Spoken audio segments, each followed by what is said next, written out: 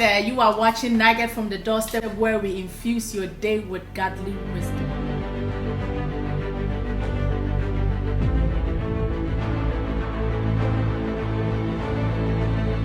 Thank you for subscribing to the YouTube channel.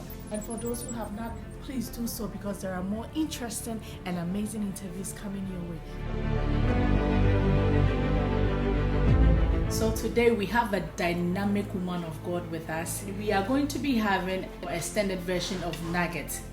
And it's no other than our own Dr. Lady Helen TETTEH. Lady, you are welcome to Nugget. Thank you. So can you tell us who is Lady Helen?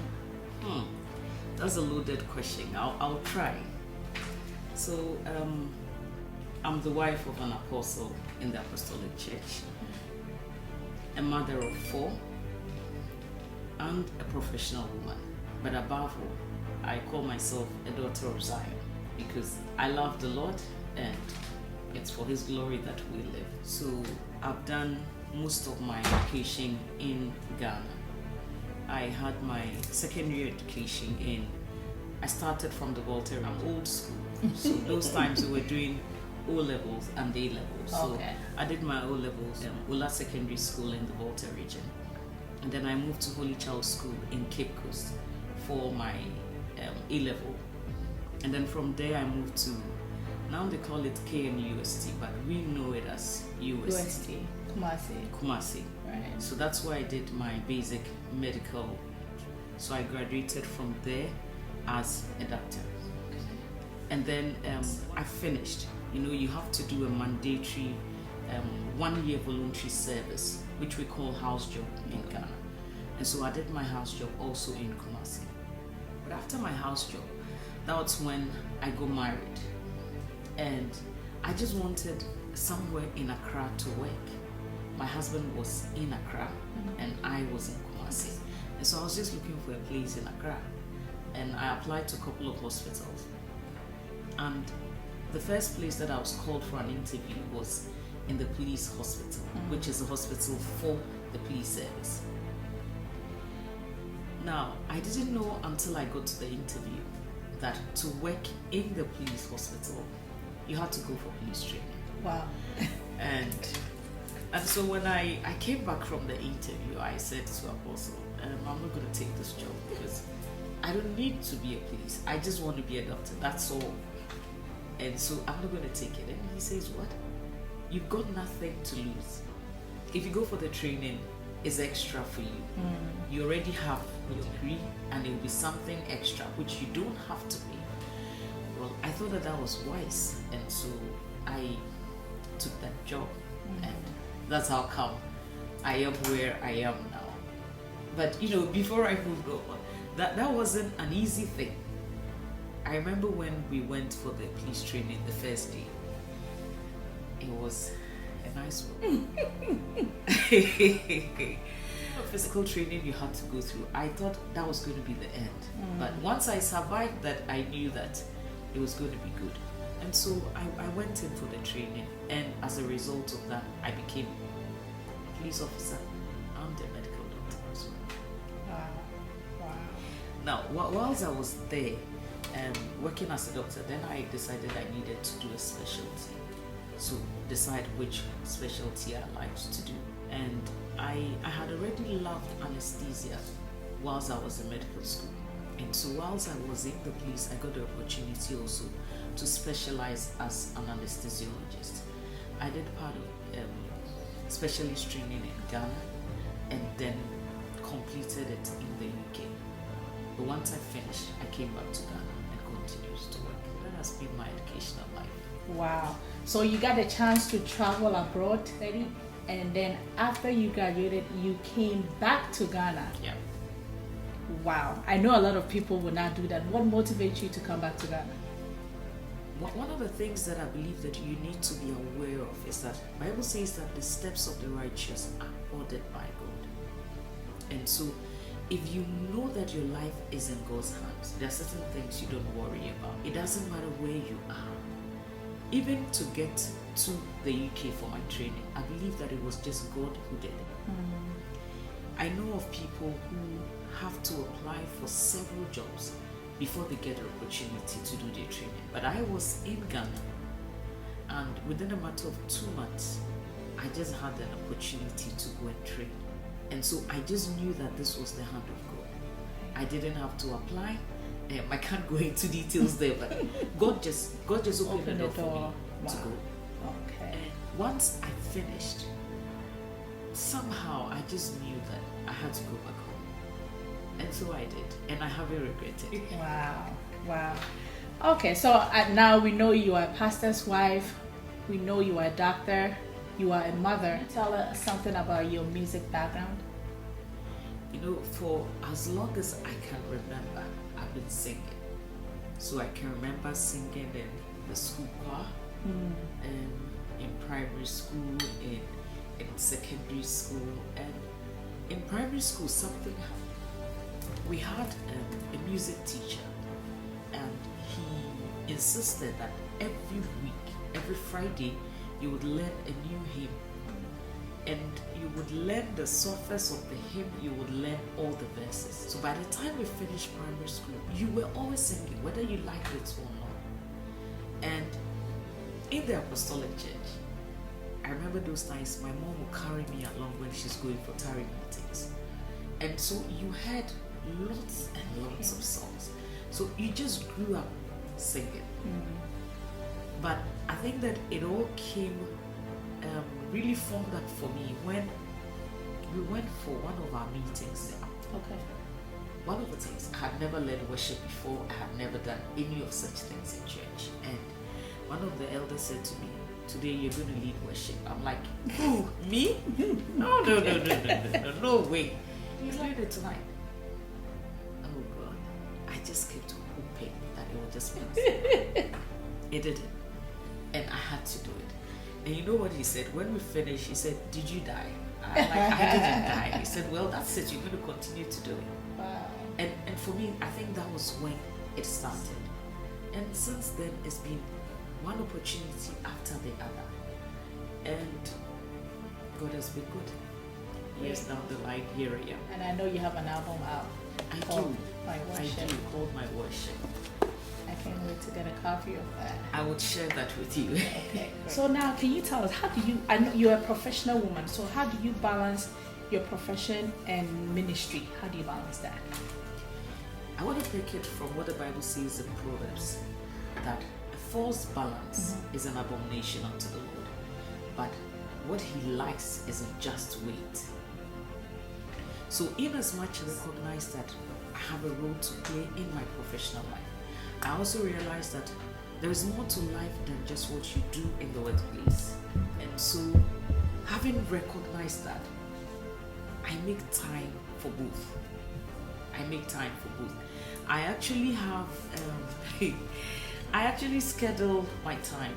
Okay, so realizing what I have to do at work, how much extra time do I have, and what goes into that extra time. That extra time all goes into ministry. And sometimes you find yourself actually doing ministry whilst in work. So that's how I balance it.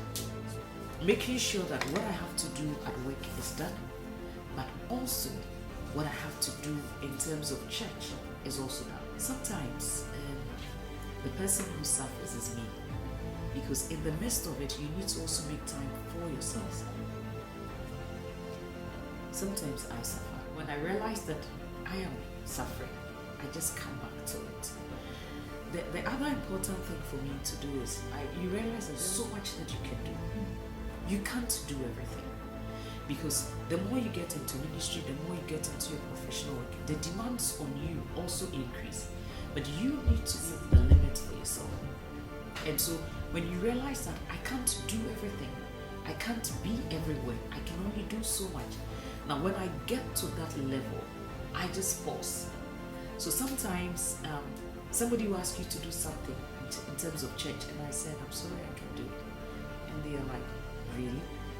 And it's because I realized that this is going way above the limit that I set. So you need to learn to know how far you can go as an individual, and then not push yourself way beyond that. If as time goes, God gives you more grace, you're able to push a bit more, that's fine. But know your limits. Know your limits. Know your limits. I want to go back to schooling. I know you schooled in Ghana and then you went back to the UK. How did you support yourself? I don't want to sound too spiritual, but it was God. It was God because at the time that I got the opportunity to go to the UK, it was such a short time that I couldn't resign from that I was doing, because with the job that I was doing, if I needed to move on, I needed to give them 3 months notice, but I couldn't. And so I just opened up and went to my director and said, this is something I really love to do, and I have the opportunity to do that. I need you to help me. And God gave me so much favor that He said, I'm just going to give you one thing. I'm going to allow you to have steady leave with pay. I'm not going to pay for your training, but whilst you are away, I will pay you your salary whilst you're in Ghana. And the job that I got for training was also a paid job. And so whilst I was in training, I was being paid. This is just good. This doesn't happen. Yeah. This is favor. It just happened that I was training, I was being paid in the UK, I was being paid in Ghana. Amazing, amazing. And in secondary school, was it your parents that helped pay for your tuition? Right. I come from a very difficult background, but I'm looking back and I'm saying thank you to God for where I, because it's also formed a part in shaping me to what I am today. So my mom has never been in school, nowhere near school at all. And by Ghanaian standards, my father finished what we call the middle school. So in today's terms, middle school is lower than secondary school. And so even though they had the passion and the heart to educate, the finances was not there. And there are 6 of us. We are not the only one that have to be taken care of. And so my mom said to me very early on that, look, what I do, I need you to help me so that whatever money I raise, I would also be able to support you. My mom has sold everything we could think, from cake to, in fact, we started, she was selling firewood, and then to kenke, and then to wachi. My favorite. Your favorite. Oh, I'll fix you wachi, proper wachi. So, whilst going to school, for as long as I can remember, and the kenke was being sold during the day, and so you wake 3 a.m. To do the kenke, get it ready so that by morning it's ready to be sold, and then go to school. And I remember in those times, one of the difficult things was having gone to school and you have homework. You know, people have the luxury of their parents would see their homework, take them through their homework. I had nobody because my dad was not at home, and it's my mom who is at home. She doesn't understand what you're writing. There's no one to check your homework. And sometimes when I get home, she doesn't understand the concept. You've gone to school for the whole day and you come back and you're now going to sit behind your books. It doesn't work. And so I remember I had a corner in our bedroom. There were 6 of us in one room. Yeah. And so I'll go to the door behind and then I'll just go and hide there, so that when I go to school the next day, I've got something to present. And this is what we did. In fact, all the way till, right even until medical. So for the wachi, we were selling it in the evenings. And so we'll take it by the roadside. If you've been to Ghana, you know what I'm talking about. It's by the roadside and people come and they buy. And wachi is out there by 5 p.m. till about 11 p.m. And I was the main woman. So you come and I'm the one there. And one of the things I enjoyed doing at that time was some people, when people see you there, they all think that it's those who are educated who sell wachi. if you bring some small English, oh God, that's my opportunity. But I just release my nice English one by one, and they look at you again. So that made people begin to show a little bit of respect. But it got tough when I got to university because I was still doing it whilst I was in university, because this was the only way that I was of income. source of income. And so there were university guys who would come around and they got to know that Watching this the is the evening. girl who sells watching in the evening. You know, so one time we were in class and one of my guys would go, "Hey, are you the one who sells watching by the roadside?" And everybody just goes quiet, because the intention is to embarrass you. Because what are you doing here? And I'm like, yeah, I'm the one. Any problem with that? Then everybody just goes. Shut everybody up. And that was what my mom was doing, and I was helping him. But on my own, I also wanted to do a few things. So from kerosene to gari to cassava. Amazing. You know, so your mom is doing her, I remember the gari one. When you're selling the gari, you need to make people to know that the gari seller is around. And so I would carry the gari and I'll be, you know, in Ghana I would say, "If my gari," and the guys will shout, "Come here with me." It's like, you know, they're making fun of you. But hey, this was what I needed to do to survive. And this was what I needed to do to get going. I don't know. What it did for me was that it kept me going. And it just made me stronger and stronger. I knew somehow that this was just part of the process. This is not where I'm staying. So if you're just listening to us, I just want to use the courage that it doesn't matter what you're going through now. It is possible. You can make it. It's part of the process. So just go through it knowing that this is just a step along the way. But if I survive, if I do it right, a few years down the line, I'll look back and I smile. People look at you, and sometimes when you say it, they don't believe it. But it happened.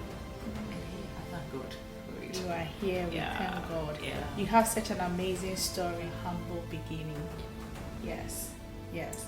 Hey there, thank you so much for watching this interview up to this far. Stay connected for the continuation of this interview. God bless you.